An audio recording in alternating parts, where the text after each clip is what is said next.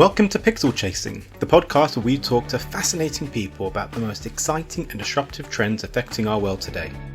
With a focus on innovation, science and technology, we engage with the trailblazers and influencers who are taking an active role in shaping our future and signposting the current winds of change. So whether you're walking the dog, looking for some background content for your workout, or are simply looking to learn from experts in their fields, there'll be something for you on Pixel Chasing.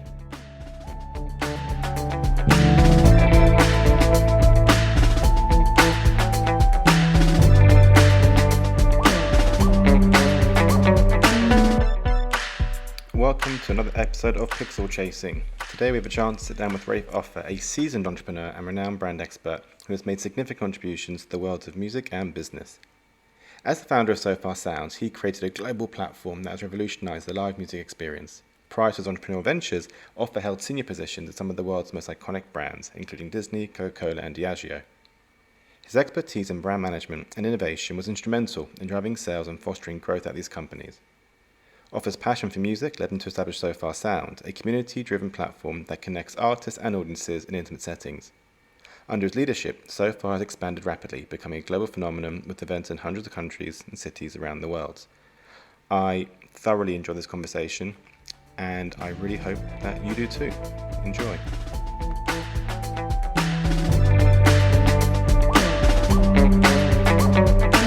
Rafe, we made it. Thank you for your time. Those of you who are listening can't see, but we're actually dressed identically and have visited the same barber as well. So you can let your imagination run wild on that. I'm very excited to talk to Rafe. It's been a long time in the making. And I guess the opening question is, like, who are you? Who are you, Rafe? Well, that's the easiest question imaginable. Not. I I'm a man from Chicago living in London. I'm an entrepreneur, a dad with kids, a culturally aware guy who likes to support people in the world of arts. I am Jewish, and I am somebody who uh, kind of likes to think that all humans are created equal, and we should align our lives in that way to help everybody, within reason, as we where we can point our limited time on this planet. How lovely. Maybe we should end the podcast there and everyone can be inspired and call it a day. But that'd be doing a slight disservice to everyone. Good night. Yeah. Lovely, like altruistic tones there and very self-aware. And then if one were to look at your CV, we've got some of the biggest brands in the world, some of the biggest capitalist companies in the world that you've worked with or worked for. How did you end up, and we'll get to what you're doing now, and I think where the bulk of our chat's going to be, but I think where we are is often so much framed by where we've been. So your journey, if you were to give us a whistle-stop tour of your CV, that leads us to where we are in terms of the music industry. What were you doing at these big brands, and how has your outlook on work and life evolved through those stepping stones? Yes. Well, you use the word big brands. You also use the word capitalist, which is a very imposing word. I never quite thought of it that way, but the way I've always thought about it is I learn all the time, and by working for some of those big companies, I learned as much what not to do as what to do. And I think that when you work for these massive companies like Disney or Coke, you learn a ton, both in both directions. And for me, the end goal was always to work for myself, to do something. I didn't know what it was. We spent a life figuring out who we are, right? So I was like, who am I? What do I want to do? I want to work for myself, and I'm going to work for some companies that have built up this storage of knowledge over the years and find out what they do well. And then the surprise was, well, actually, there's a lot of toxicity, there's cultural issues, there are things you think that they do well that they don't. And so just note to self, don't do that. If and when you're lucky enough to start your own company. So that whistle stop tour was three massive companies in different states in America, and also which brought me to work here, a company called Diageo, drinks company. And I also just wanted to live in different places and learn cool stuff. And see how people change, and that's how I got here. A bunch of different companies, a bunch of different cities, and then stop. Time to work for myself. I'm in my late 30s. Let's pivot. That was my career, and I think the final thing I say is that it does help to get brands on your resume, on your CV that other people know when you're about to do your own thing, or want to consult, or want to jump to the next ship. In this life, it does help a lot. And I don't know if I'm giving anyone advice or telling people blazingly obvious things, but that was always an intention to at least get something on there that people had a clue what it was. So you come across as someone who's very self-aware, or over time has become self-aware and reflective over what they want from life in a broader sense, in a commercial sense. Did you know what you wanted to do, or was it the allure of working for yourself that compelled you? So if you look back in your early 20s, was it, I'm not quite sure what I want to do, but I know that by this stage I want to be doing my own thing? Or was it also an idea of what that thing was? No idea, no idea in my 20s. And it was so overwhelming, in fact, that I finally decided that the way to get there was to start saying what I don't want to do, which of course is a very long list. And so I spent my 20s and perhaps half of my 30s going, not that, not that, not that. And then you realize, well, whatever's still standing might be okay. I mean, presuming that what is left standing is attainable for you. So how did you then make those jumps? And so how did you go from the corporate world? You've diagnosed the careers that aren't appealing or endearing to you. You recognize the desire to work for yourself. What then happens? I think to your prior point, which is a really good one, whether this is going to be something sustainable. I think I'm like some other entrepreneurs I know and have read about, and that I'm blissfully unaware and uncaring to some extent and stupid about, whether something could sustain my livelihood. And I've also always believed, taught this by my dad, that if you're passionate about something, if you're excited enough about it, you will figure out a way to make uh, some money. And when I say some, enough to feed your own mouth and your family's mouth, not necessarily a company that will be worth gazillion amount of dollars, pounds, drachmas, whatever, but maybe that'll happen too. So I think passion unlocks a lot. So for me, I just sort of ignored whether it was a money maker. So putting that aside then and going back to your question, I think you just know the time that you're ready to leave the big company when the big company bullocks, a term I learned from working over here. I hope that's Beautiful okay to say. pronunciation, so authentic. I'm with you. It's a miracle. When you're sitting in the boardroom and you're hearing people talk about money as the objective, basically that's it. And that becomes the only thing. It's like, yeah, it's vital. We can all quote Oscar Wilde. It's essential, but not important. And it's just like, I don't want to wake up to make money. I want to wake up to do something I'm really excited about that hopefully will make money and maybe a lot of it. And that was the moment in big company life when I kind of looked around and said, all these lovely brands, like I worked on Guinness, were started by entrepreneurs who did it because they were passionate about what it was.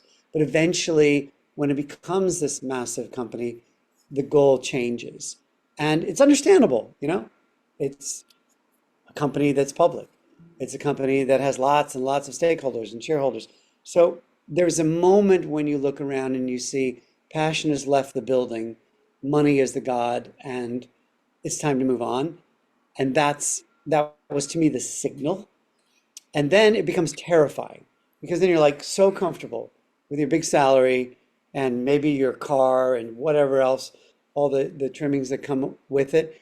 You might not be happy or fulfilled, but it's scary. But you have that money, and so it's scary. It's like jumping off a cliff. So you have to combine that with a moment where either somebody shoves you and says, "Sorry, this department is closed," or it's become so toxic, you're just ready to figure things out. Usually there's a push. The final thing I'll say is that almost all entrepreneurs I know, I'll give you an example, the three founders of Airbnb, almost all of them, when they did become entrepreneurs, were making money another way, an old-fashioned way. And that was how I jumped off the cliff. I jumped, I became a consultant, I started a business. The business took a few years, and when it took off, I was then able to dial down the obvious money-making stuff. One thing that I'm always, I concur with your uh, assertion that there's a benefit in doing what you enjoy. I think I always say you know you'll thrive at what you're good at, and the chance of being successful if you're thriving is higher than being in a job that you simply are doing because it pays the bills. Just as a comment, what's increasingly hard, I feels like there is a juxtaposition of opportunity that currently sits with I'd say young people today or entrepreneurs today, which is that it's never been easier to have an idea and move with it in terms of creating your own brand online, creating assets, and particularly with Gen AI and creating opportunities. It's so expensive to live, and this idea of managing both concurrently seems sometimes completely untenable. You know, to simply pay rent, to feed, to eat, to enjoy life, to go to one of your gigs, whatever it is, and then also do something else. It feels very hard. So there's this juxtaposition of the world feels so open and accessible, but then sometimes the reality feels so uh, sheltered and full of friction, which I think is a struggle for a lot. But to your point, you offset that. But that offsetting comes with the experience to run a business concurrently that actually does make money. And a lot of young people today who may not have gone through that decade or so that you went through are missing out that important part of having to recognize that good ideas are only part of the process. The execution is a huge part of it, and with that comes ability to have a liquid business that you can sustain. So you clearly did about it the right way, and it sounds very intentional in doing so. Uh, so then what happened? At what point did the passion project become a viable business? Was there a moment that was like, ah, this is it. It makes sense. It's happening. Yes, there were several moments. Like any road that goes over a period of years, when you look back at it, there's more clarity, and there were several points. So one of them was gig number 5. We put on at Sofar Sounds secret pop-up events. Gig number 5, there was a line down the block. There was a flat.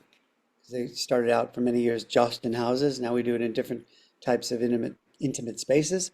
But there was a line down the block to get into this flat around Regent's Park. I was like, I didn't tell anybody. How did this happen? And so I think when word of mouth started to spread, and then went from that to literally having well over 1,000 people wanting to come to every event, of which we could fit 70 to 80 to 90 max, that was another inflection point. Like, my God, we need to figure out a way to turn this into a business. So that was the first one. The second one was when somebody called me from another country who I didn't know and said that they'd heard about what I was doing and could they participate. And there's someone in LA, and I said, well, yeah, you can do this. It's pop-up gigs in the living room. You don't need me. Anyone can do this. To which she said, no, I see you building a community. I want to be part of that community. So that was the first and second inflection points. The final one was when we actually went to an investor and said, will you give us money? Thank you. This may never go anywhere. You'll probably lose it all, but it's really cool and fun. What do you think? And he said, yes.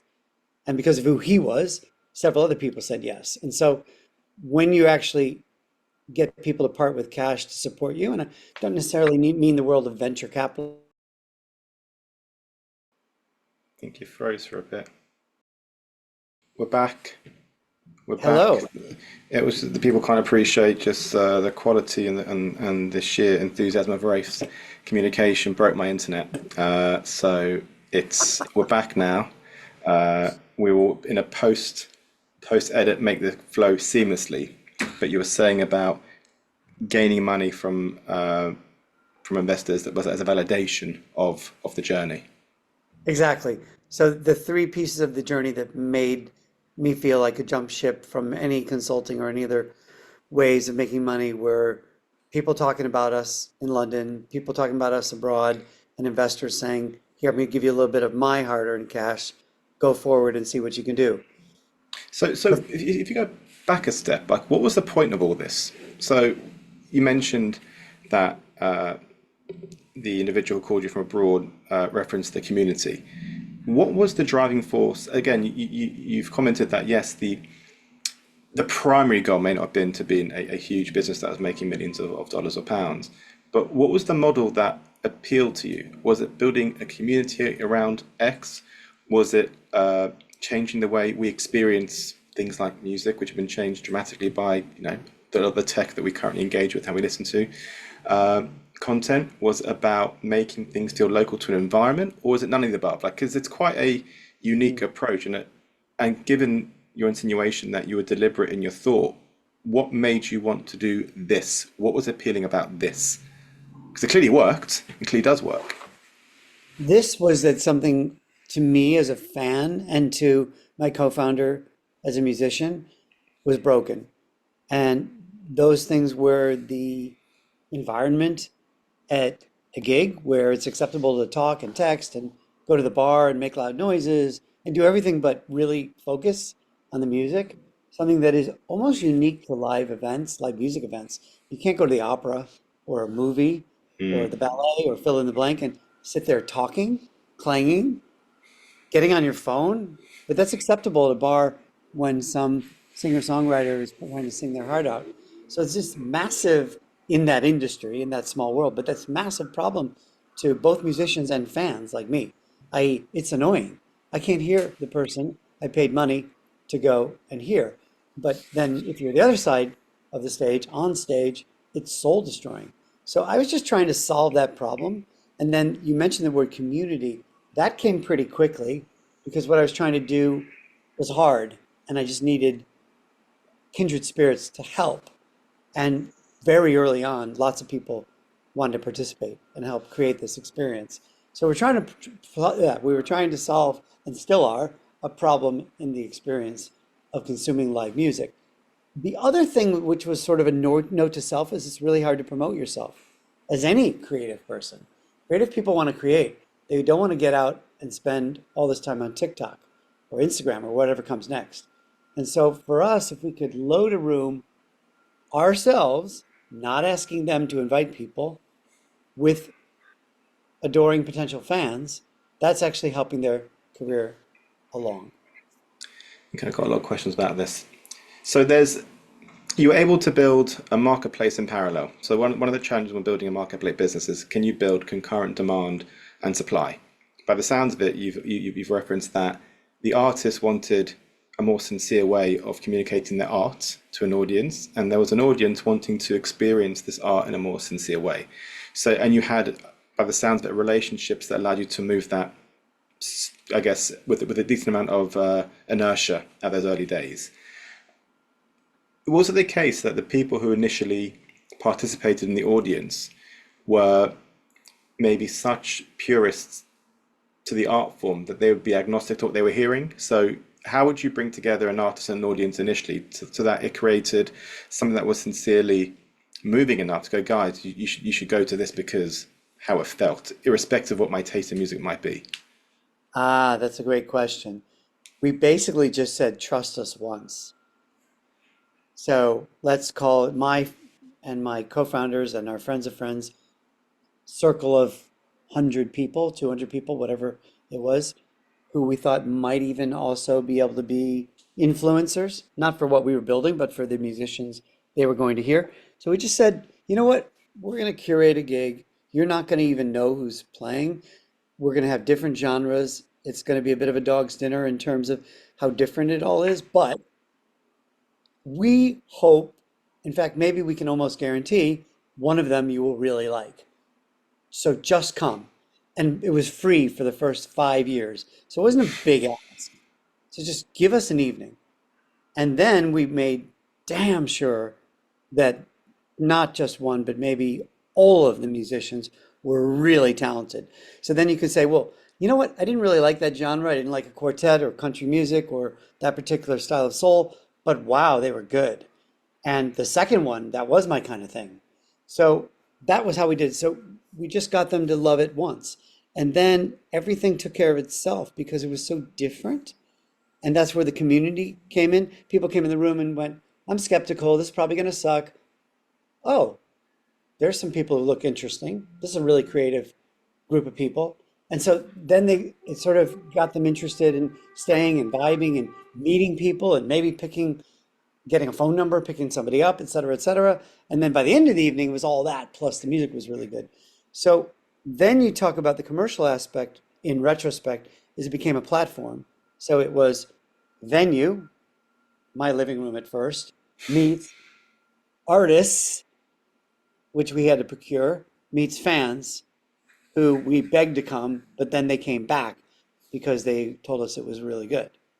And then that platform then just fed on itself and became a really virtuous circle, first in London, and then as mentioned, around the world. But today, where we speak, we're in nearly 500 cities.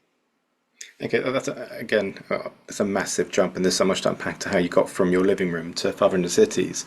And I guess if we sort of break that down a bit, how were you feeling on that first night? Were you, because I remember like being young, and one of the biggest fears of having a party is no one turns up, and the fact that you're in your own living room. Were you by the door in your best suit, just waiting hoping people would turn up, and then you opened the door, and then you were relieved when they walked in, and then as it progressed, you're like, wow, this is really happening, or was it not that? Was the first time actually a bit of a, as you say, dog's dinner? It is terrifying. You do wonder if anyone's going to show up. When something is free, it's much less likely they're going to come. If you charge them a pound, it's much more likely they're going to come. So we didn't figure that simple concept out for a long time. We just thought, everyone's going to come because it's free.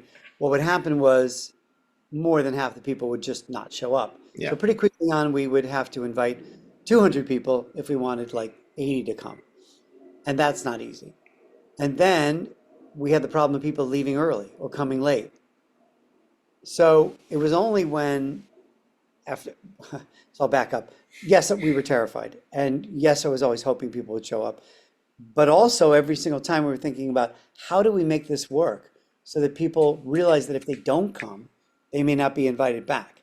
And so by the time we were starting to hit 1,000 people wanting to come, it became easier. It was like, if you want to come, just do us a favor, come on time and stay for all of it and be respectful. Don't talk, sing along or whatever. And that really helped. And then people took it with more respect. Then years later, when we started to charge, that's when it sort of worked in terms of taking the terror out of wondering who's going to come and knowing that we had a product that people wanted to return to. Well, yeah, the word that is sort of really stands out, and you said it a few times there, was the respect element. And what I'd love to imagine is people's muscle memory to go for their phone straight away for something, and how they have to remind themselves, no, no. I don't know if you've seen, there's people, it's a picture of people seeing the Pope in like the 80s, 90s, and then so in the 80s everyone's there, they're present, they're engaging, they're watching, and then as the years progress, it's a sea full of screens, and we live our lives through a prism of a device, and then we with the intention of reliving it back. And I imagine it tells them, oh my God, I must take a picture, I must text someone that I'm here, I must Google who this person is. Do people need to get comfortable with being uncomfortable with not depending on the things that we've become so used to engaging with, be it a quick conversation, a quick Google search? Is that unnatural for people, but then they ease into it and really experience things in a far more pure fashion? People follow people, and you can wipe away some of those conventions and habits really instantly if you have a room full of people who are acting in a certain way. And so by having the leader in the room, who is the MC, get up and ideally in a charismatic way, explain why we're all here, to respect the music, to almost meditate to it, to put our phones down. Yeah, sneak a picture, sure, but the priority is being present. When you have that leader up there saying that to a room full of people who are giving you their rapt attention, and then the majority might have been before and understand the game we're playing, actually, that almost instantly puts the majority of people, except those who are drunk, which we can talk about separately, it almost instantly puts people on their best behavior and morphing and molding to what we're requesting of them. Then, when the musician gets up and goes, "Thank you so much," after song one, for being so quiet, what a great audience, And they're always the coolest person in the room, right? When they say that, are you going to break that taboo now? No. And in those early days, what was the most common refrain you heard as they left the room? They were like, Rafe, that was, Magic, that's cool. magic, magic. And the funnest thing was when, in the rare instances in the early days, people from the music industry came to watch them change. Because I have zero experience in the music industry before starting this. That's probably why I was so stupid to start something where we don't announce who's playing, nor where it is, don't charge any money, in a house, all these things, breaking pretty much every convention. We were completely ignored. And so when the rare instance when someone from the industry came, they would do what they, not all of them, but a lot of them often do, is just sit there sort of looking a bit jaded in the back, maybe with their arms folded, and you would just watch them melt from, you know, this is some weird concept. What are they doing? But I heard about it to, whoa, I got to get my band to come and play one of these. I got to And come back. This was is so that fun. was that the next sort of, I guess in those early days, you feel like underdogs, you're taking an industry, it feels really authentic, it feels magical, spiritual. I imagine what elements of being in Woodstock, it feels the way you talk about it has these sort of almost hippie undertones of purism, being in the moment, being present, enjoying music for music's sake. Uh, they're the early days. At what point does it become more commercial, having to find bigger venues, having to, I don't know, sign waivers or insurance, having to get equipment into places, having to handle large groups of people, having to deal with a different sort of artists? What was that point where it went from being something that might work and we're all in because we love it into this is working and now we need to rethink how we do things? When you try to become sustainable and global and you raise money, millions of pounds from venture capitalists, that then becomes a really interesting dance. So then the idea of growth takes over. And then when you grow, you do the things you just mentioned. And so you have to balance sticking to your values and you can test things, but you don't want them to break. So, for example, you mentioned size. You can feel intimate at 100 people and maybe even 150.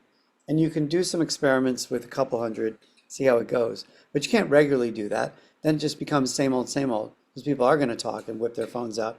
And you can't have this sort of self-police and inspiring speech at the beginning if there are 1,000 people. It just can't be done. Or if you do, you'll break your back doing it. So I think you've got to test the waters to see what can help you grow and become more commercial, but you don't want to do it to the point where you're breaking the values of what got you there in the first place. And that is super tricky. That's super tricky. We've all gone to a restaurant. Let's say Giraffe here in London. And the first time we went, it was like, whoa, this is amazing. It's so fresh and things from the world and incredible service. And then there are two of them, then there are 10, then there are 20, however much money they have. And I don't want to pick on Giraffe. It's any brand. It's really hard then to have lots of them and keep the original feeling that maybe there was for the first. Same with our gigs. So if we're doing one a month, fine. If we're doing 100 a month, whoo, gets a bit tougher. So the answer is it's always hard. The other answer is if it keeps you up at night, that's probably a good thing. Because if you're obsessing about where the pain point will be as you grow, then maybe you'll just head it off at the pass or at least delay it. So then, knowing what you know about your careers and with large brands, and we look back to what we said earlier about when the narrative of meetings is centered around money, why raise money? Did you need to raise money? Could you have done this? And again, could you have built it organically and at scale and maintained, and I don't know who your investors are, but maintain that freedom, which in the back of your mind, to go global requires KPI conversations and growth metrics as opposed to who's the coolest band we can get. Did you and your partners reflect on do we want to raise money or was it we had to? We reflected for years. It was not a rash decision. It was a careful decision. And any decision like that has trade-offs. So we just tried to be a little bit thoughtful about it. So number one, pick venture partners who are also in it for the long run and get it. Like if they hadn't come to an event and I hadn't seen that they really loved it, then they're definitely the wrong partner. They have to fall in love with it. And and so pick them carefully. Sometimes, like in one case, Union Square Ventures, the guy who was running that New York-based firm knew us. I knew him for like 7 years before they invested. So know people for a while. Be careful who you're going to bed with. Make sure the value's the same. Number one. Number two, we needed to make money. So as we said earlier in this conversation, I worked for big companies, made a decent salary. You can only do this for so long. And by taking in some money, you can pay yourself enough to not worry about the wolf at the door. So at some point, it was like, we have to do this. And then most importantly, to really support thousands of artists, which was always the objective, you need money, you need capital, you need ideas. We couldn't have done this bootstrapped and helped more than a handful. That would have been really hard. And so that was the thought, that the money will actually help us support more artists and get literally millions and millions in the pockets long term of the artists that we're helping out. And so I've got two questions around the size and the space, and then a question around the artist. Uh, how much did you find physical space transformed an experience? And if you took a like flight performance in your living room to a church, to a quaint bar, whatever it is, and do you consider in matching up the artist with the space to create an optimum experience? For sure. For sure, you want that connection, both in terms of size and vibe. Yeah, you can imagine that there's a certain type of singer that might fill up a church. And in fact, there's a church we work with regularly in West Hampstead, the Sheriff Center. And there, you kind of want a soul singer or a gospel singer. Kind of Hmm. makes sense. And then man or woman or person, with guitar on their lap, it can be really nice in a smaller space. I think where it gets difficult is if you go to the same old bar feeling. People go back to that muscle memory you mentioned earlier, and they start to talk. And they go off to the loo in the middle of the gig and go to the bar, and the bar might not be closed during the performance. So you want a space that takes people out of their comfort level. They're like, oh, I didn't expect to hear music on the top of a ski jump in Oslo, Norway in summer, which we've done multiple times. When you get up there, you're like, whoa, this is cool. So it sends you somewhere else. I also think the importance of space is more at the beginning. There's a bit of a wow factor. Wow, I'm on top of a roof. This is cool. Or wow, I'm somewhere I shouldn't be. It's so weird. But then if the music and the vibe and the community aren't really magical, then the space doesn't matter. But then if you do it all correctly together, then it can be really unique. And then to that point around the artist as well, uh, you mentioned that we've put money in people's pockets, but for you doing what you do, the other person's access to those millions and that visibility in the current world we live in, which has been to purely democratize content across all platforms, and anyone can pick up a laptop and a microphone. But for you doing what you do, and you haven't got a crystal ball there, would it have been immeasurably harder for them to succeed in the ways they had succeeded? There was something about being platformed to a core audience that elevated their proposition and enabled them to move faster. Oh, 1,000%. The first, and that's a good word or a good term, 1,000%. If you strip that back and just look at 1,000 fans, the first 1,000 fans, I am told, and research says, are hard and super important. And if you fall in love with somebody by hearing them live, you will likely be a great evangelist. If you hear somebody on Spotify, which is an amazing platform, you may not remember 10 years later that you heard it Mm. this moment when you were sitting in your kitchen. But if you saw them in an intimate gig with only 60 other people, you'll remember that, especially if you evangelized about them straight away after. So I think that the sense of live, early discovery, unknown, secret, magic, whatever word you throw against it, really helps people get excited. We know it's working with us. We've had north of 220 now people go on to win or get nominated for Grammys. Really? Well, yeah, And they started with you, as in, unknown, unknown. So it's for example, remarkable. it's crazy. So for example, Billie Eilish's first ever concert was with us. And just First, before you go on to the other ones, then, how did that happen? As in, how did she end up on the roster? If she was unknown, and this, how did she even make her way into your world, the she had platform? a great song, Ocean Eyes, and at that point we started to work with some people in the industry who really understood what we were up to. And one of them was her agent, Tom Windish. And he was always trying to give us suggestions on people early in their careers who were just really good. And so he called me up and said, Billie Eilish, this is who she is. Not much you can hear, but trust me, she's pretty good. And then I'm like, sure. How old is she? 14? Wow. Never knew anyone that young. Okay. But that's repeated itself again and again and again. And it's not like we're amazing at picking talent. We just want to put on people who we think are good. And we don't care whether they have fans or not. We just care if they sound good to us. And yeah, it was just crazy how that happened. So the fact that all those people have gone on to do so well, again, is not because we're trying to do that. It's just because we're fans. And I think fans, when they really care, sometimes they can pick it pretty well. And to your point, we know we've helped some of them. We're not responsible for Billie Eilish's success. That'd be ridiculous to say.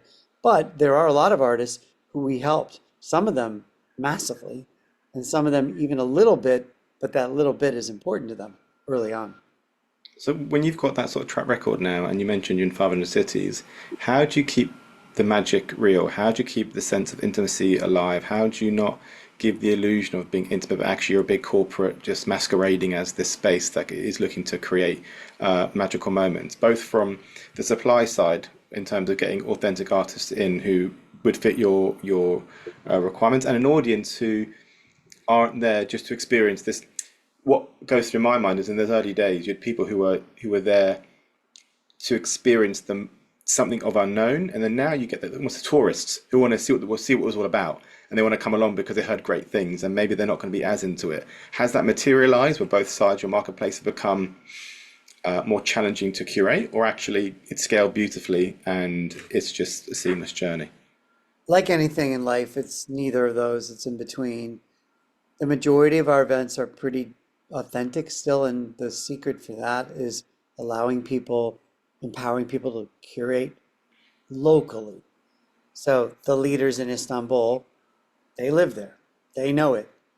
It's their city. And wherever you turn, the majority of people really understand the heartbeat of that city and they get what the city's about and the right kind of music and they know people.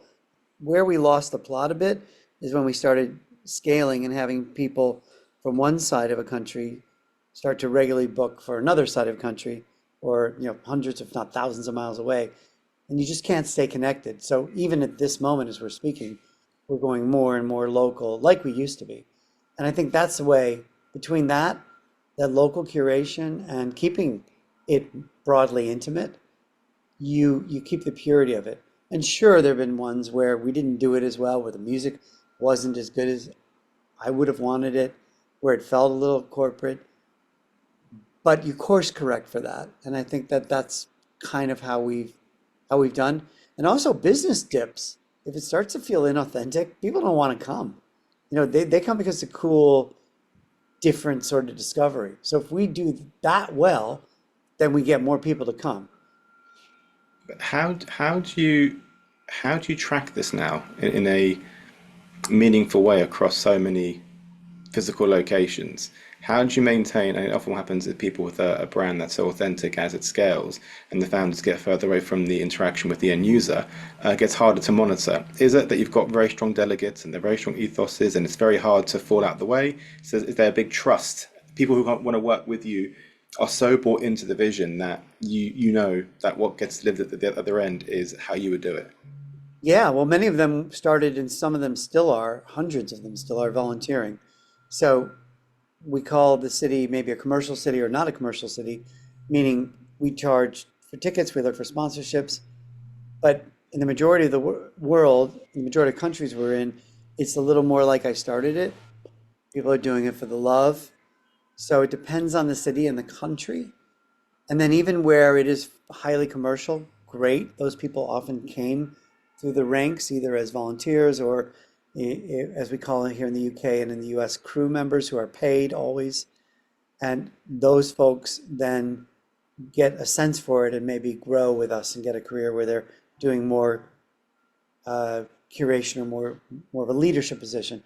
So I think that if you empower people and you make sure that they're local and you make sure that you're hiring really well, and then you gauge the events afterwards through Net Promoter Score, NPS, looking at the videos that we do and seeing how they feel, occasionally listening to the musicians that they're putting on, making sure that it's not horrible, make sure that it occasionally is amazing. All those kinds of measures are possible. And if you don't mind me saying, I presume from the outside, what makes this unique from a scale-up business is that it's not that defensible. Yeah, anyone can go and set up what you're doing. Anyone can find a flat, an artist, and crowds. Yet, you're still strong. Like, why is it that? Is it because it came from such an authentic place where that you live and you're so intertwined with it that someone coming to do it purely as a business just won't have the grit, the vision, the empathy to build what you've built? Is that because from the outside you can replace this? Why have you been so successful and continue to be successful? Some of it's because there was never big money involved and still isn't, and we're still not profitable day in, day out. We're getting very close, but it's a difficult journey. And so when people don't smell money, they don't jump in and help you. Secondly, you're 100% right. A lot of it is about the passion. And when Airbnb did the same thing, literally copied us, we were terrified for a few days, and then we realized, you know what? If they succeed, great, great for music. But they probably won't because they're a great Side of the company. desk, side, Yeah, but not a yeah, focus. they can't do everything. Yeah, exactly. And it turns out that was correct. And you really have to be able to focus on stick to your knitting, what you do really well, and at the same time be passionate. It helps. It goes for a lot.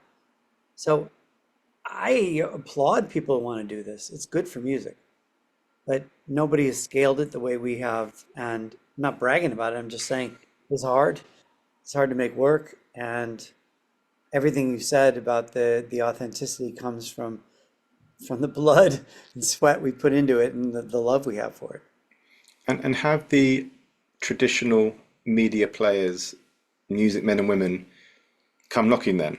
When in a time when they look at their own revenue streams and they look at ways they can capitalize on artists and make money in what is an increasingly challenging environment, have they started knocking into the live space? Have you seen an increased desire? People say, hey, we love this.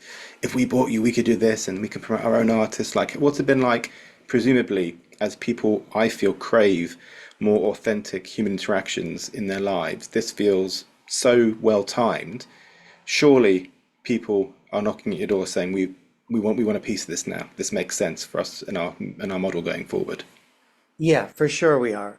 Uh, right now, we're looking more to partner than anything, and so we have relationships with all the major record labels, I think, if not most of them, where it's just as simple as they'll occasionally informally or formally come to us with new music, new musicians that they're excited about, and maybe even tour with us because it's for them, it's no cost. They can just rock up and except for maybe moving the people around, we've got everything set up for them. And a lot of people from the industry scout at our events. And a lot of musicians invite people to come and scout because it's a nice environment to hear them do their thing. I think that if we ever do things that are more formal, it might not even be with a company from the music industry. It might be people who are creating experiences. That's why I mentioned Airbnb or others who are more broadly looking at the experience economy. And I see a lot of companies to combat, trying to do this to combat loneliness. these types of intimate events where they literally say it's so far for comedy, or so far sounds for reading, or so far sounds for lecture series. All these same things. They're using our playbook because you're right. You know, the time is now. People are yearning for connection in a post-Brexit, tech-obsessed, often lonely world. Well, this was my next question, and there's always been one statistic. I can't remember exactly what it is or what report it came for, but it No, tells you oh, how. sorry, it's a bit of a Freudian slip. I said post-Brexit. I guess that's true. I really post-COVID. It's all connected um, around how Sorry. we're feeling as part of society. But even that is been influenced by a sense of how we see ourselves and the roles we play, and how we interact with the others. So it is all connected. But the question that I had is that we are increasingly self-imposing loneliness on ourselves.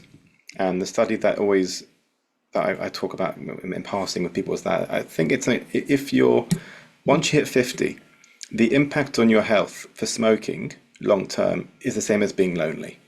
The idea that human interaction and the lack of it is a material danger to our health. And you get the impression, if you, so again, the background that we bring is always, I come from a more of a real estate background, and what you're seeing is increasingly physical spaces being designed differently than they were in the past. The idea around mixing use types, bringing in colleges with shopping areas, with high density living, along with, let's say, social housing, to try and force and create interaction and moments of serendipity, which, if you look at it purely through a capitalist lens, you don't always get. And hence the question I had for you was, where else do you see this model working, and where else can the built environment foster these sort of human interactions? And as a segue to that, how many? 'Cause there must have been. How many so far weddings have there been? People who've Ah, met. There have to have been some who've said, "Listen, we met at this gig, and we want to say thank you." well, I'll start with that because it's a fun question. There have been more than 150 so far weddings, and those are just the ones I know. So if we've done more than 100,000 events, there's no way I can know about all of them. I just came from a so far wedding, meaning two people who met so far. This happened to be in California, so it was a good excuse to go to LA. It was wonderful. There were a lot of so far people there. In fact, some of the couples, many of them at the so far wedding, met at so far. And I'm going to Froome, correct me as an American in London if that's how you pronounce the name of the city, this weekend uh, to stay at the house of a couple who met it so far, got married, and have had so far a baby or babies. And so it's an incredibly social environment. And I think that goes to your other question. You can invite people around and have a reason to be together that is just so beautiful. And it's just such a obvious but simple way to combat loneliness because it's not awkward if you come for something that you love. And that could be as simple as reading a book. And there is a so far for reading. They're wonderful. They call themselves Reading Rhythms, and they're in New York. You just go with a book and you read for half an hour. And they tell you to start talking to your neighbor about the book you're reading. And you bet people meet people there. And it's so not lonely. It's so wonderful. And it's so not awkward because you're not swiping right or left. You're just looking around the room and meeting a friend, maybe more than that. So I think it's exploding because of that need that you mentioned and the realization that it's like smoking loneliness is like smoking or worse. So I think this world is is sort of pushing back at the rampant technology because we're realizing how bad that can be for us and good in the way it makes things more convenient and faster and more efficient, but terrifyingly lonely to the point where, you know, you just want to put your phone down and use it sparingly and minimize that addiction and get in a room with people. And fortunately, I think, I don't know what you've thought about this, but when you're out to dinner how taboo I think for many people it's become to even have your phone on the table. Mm. What I often do, and this sounds like that often sounds very creepy, but often if there's a couple at a table and one gets up to go to the loo, you watch the other person's bum hasn't even left the chair and they've grabbed their phone. Because there's also a piece about people being uncomfortable with silence. And I try and tell my kids, like, don't always look for a screen, look out the window. I think some of our best ideas come from moments of silence and imagination and daydreaming. And that need, we're all guilty. We'll be watching, you know, say The Bear, they go set in your hometown, Chicago, and that it's an amazing piece of art and it's beautiful. But then also you've got a second screen out. You're just checking something else. I'm always cross-referencing likes. Oh, what does that dish mean? What does that thing? And you're never fully immersed. Or you see kids on the train and they're talking in groups. And they've got one AirPod in, and they're talking, and they're in this sort of this limbo between being fully present and not being present. And it's sad. We don't embrace the silence enough. We don't embrace the moments of being in a moment where we're not being told what to think. I've tried turning off all my notifications on my phone because they're telling me where to go. How often do I choose what to engage in? Or am I being told by an inbound WhatsApp or an inbound notification on X? We become reliant on people around us telling us what to do and think, and the silence is key. But it's hard. We've been made to feel that without having a screen to scroll on. Imagine being on a flight without a phone or a TV to watch. Like, what would people do? They'd be, I've seen people on planes go crazy. The screen's not working. What are we going to do? Maybe you'll talk to the person next to you. You'll have a conversation. So it's amazing that I don't know whether how much that informed your initial thinking, and I don't know how at the time how much you considered tech being a block of interaction.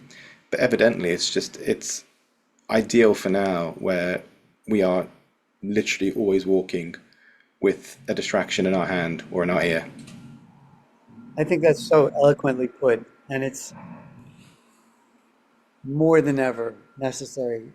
Things like Sofar Sounds and anything that gets humans to connect without the screen in the middle of that connection is so profound. And you mentioned your kids. I look at my kids and they're obsessed with analog cameras, Hmm.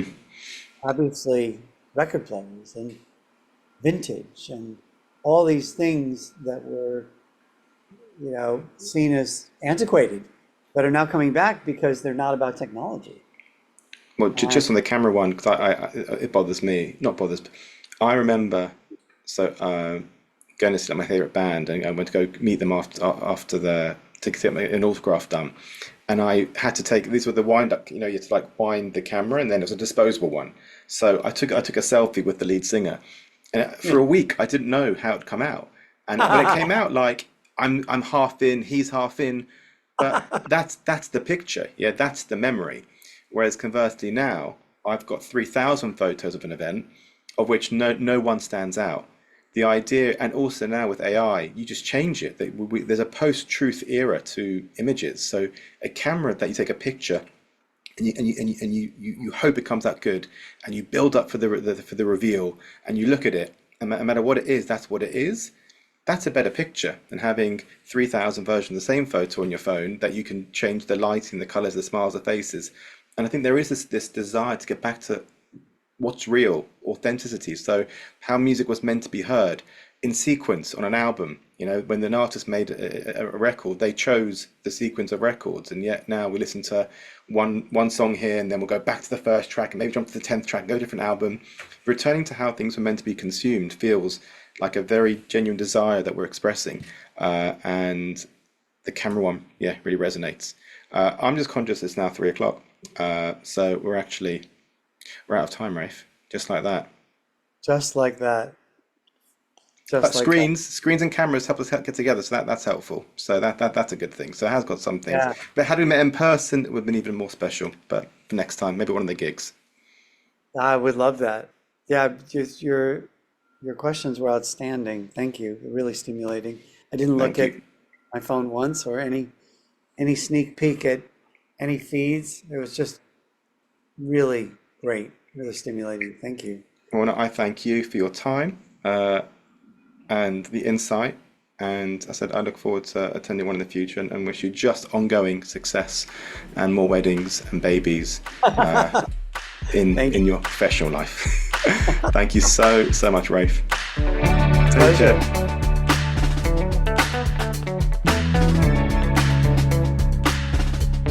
Thank you for listening to Pixel Chasing, and well done for making it right to the end. If you enjoyed today's episode, feel free to share with others who you think may also enjoy it. And to be kept up to date with all we're up to here, you can always follow us on the usual channels. On Twitter, we are @PixelChasing. On Instagram, we are @PixelChasing. And if you want to join our newsletter to be kept up to date with all future episodes, you can join that on our website, which is pixelchasing.com. Thank you. See you next time.